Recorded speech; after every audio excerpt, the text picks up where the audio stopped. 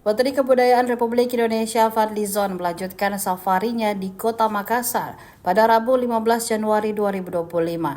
Kali ini Fadlizon menyapa Sivitas Akademika Universitas Hasanuddin di Jalan Perintis Kemerdekaan Makassar.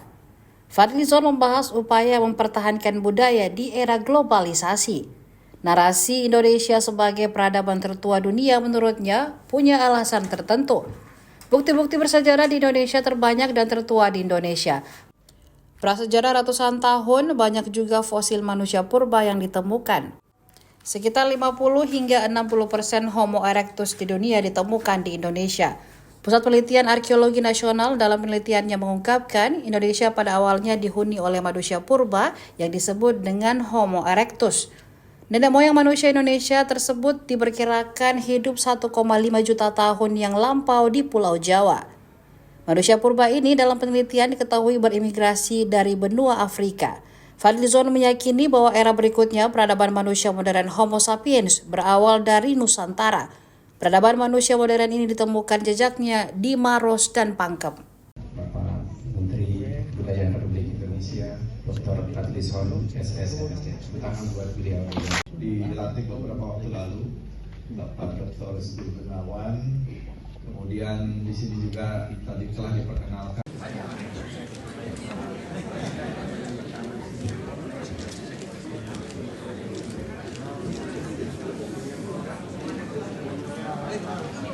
Satu, dua, tiga.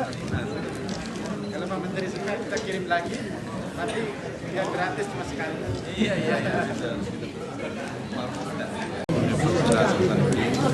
Tentang kebudayaan secara umum, dan tadi kita juga melakukan diskusi karena dalam memajukan kebudayaan kita memerlukan dukungan dari semua pihak, termasuk dari kalangan perguruan tinggi. Apalagi UNHAS memiliki 50.000 mahasiswa. Saya menyampaikan begitu banyak dan kayanya warisan budaya, baik itu yang tangible maupun yang intangible dari Sulawesi Selatan.